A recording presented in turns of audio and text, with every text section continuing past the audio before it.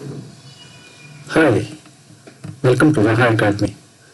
This is third video in our first programming task. In the last two classes, we learned about how to set up the system, how to create HTML file, how to view an HTML file and add the content within it. So far, we were concentrating on the scripting part. Today, we'll add a little bit of the designing aspects to it and take you to the stage where we'll see the need for adding programming sections. So let's start with it. So this is our folder which we created last time, and this is our HTML page. We clicked it and we can see this. So now we'll open it in Notepad as earlier, and let's put this is our third video. Covering design, basic design aspects and need for programming. So let's come to the page and refresh by pressing F5 key. Yeah, this is what we can see. Now let's consider the portion on the underneath this. The bottom portion is all white. We want, okay, we'll create a brick wall here. So for that one, let's take an image which we have already downloaded in our resource file. Create a wall JPG and try adding it. So let's create a brick wall here. For that, let's design a small brick in our HTML page. So for that one, let's take a division element and style it with background color is equal to red, as brick color is usually red, and border it with solid black color. And since brick size has to be something constant, we'll put width as 100 pixels and height as HEIGHT, height as 25 pixels. And let's see what we get. See, we got a small brick. So now we want to replicate this brick to create a wall. So what usually we do, the best thing is we just copy this whole portion and paste it back. See, we got 2, 3, 4, 5. Let's take 5 bricks. So this set of 5 bricks, let's consider it as tile. Okay, so it's a tile having 5 bricks. Now we can encapsulate this under a different element called tile. Okay, so this whole portion becomes the tile part.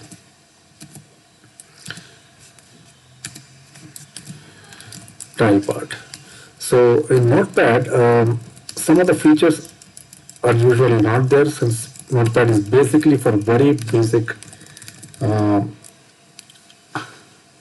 text editing tasks. But for programming, we might need to use other editors to make our programming tasks easier. In this case, say for example, if I want to select the whole portion, this whole tile portion, and then align it properly, we cannot do it here. Anyway, we'll come to that one later. So this whole portion has become one tile. Now let's copy this whole tile and paste it again and see how it comes. So now can you see this section of 1, 2, 3, 4, 5 bricks, which is a tile, is replicated at the bottom. Now say we want to put it on the side. So what we need to do is tile the tile with display option as inline block. Same thing, we'll copy and paste it for the second tile. Now if you see, the tile has come side by side. Now we'll copy this whole portion and copy paste. So totally we'll get 4 tiles in a row. Now let's say that we want to name this particular row as one element and replicate it. So we'll encapsulate the whole thing again in another div and copy paste the whole row as a new element. So you can see there is another row which is coming in. So keep on doing it, we'll get additional rows. Now you can see we have 4 columns and 3 rows. 1, 2, 3. So totally 1, 2, 3, 4, 4 into 3, 12 tiles are there, and each tile is having 5 bricks. Brick wall. It's having 4 columns and 3 rows, and each of the tile here consists of 5 bricks. Now get back to the code, and we can see this particular line stands for the brick. Okay, and it is tiled with the necessary property to make it look like brick. So what we will do, we'll take this portion out and give a name to it. Okay, we'll take this portion out, we'll take this portion style and give a name to it under the head part and in the style section. Okay, so we'll just replace this part with the name. Let's give the name as brick and use this brick here as a class name. Now let's go back and refresh. So you can see we have removed this duplicated code, this whole portion, and kept it here. We can make this as blue, and wherever this class is being used, wherever this name CSS class name is being used, that property will change, say blue. So let's revert back to red because we are working with bricks, and wherever we had this particular element, let's replace that with class bricks. So we'll say replace all with class is equal to brick. Replace all. See now, just for a change, I used Notepad++ instead of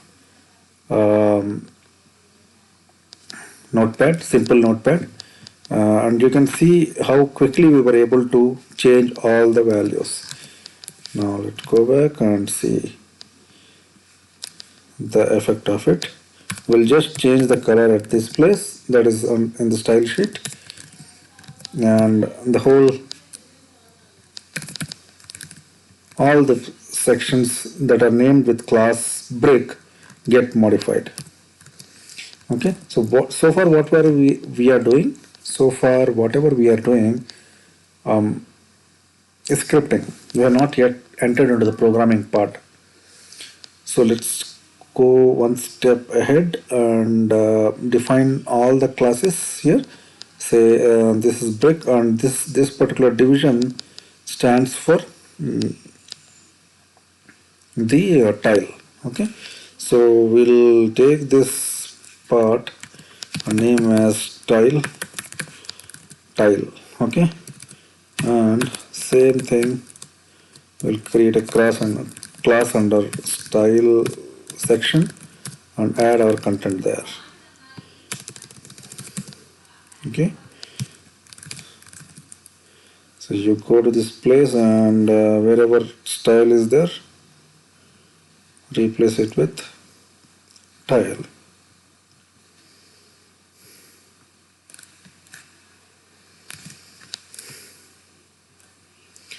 class is equal to tail, replace all.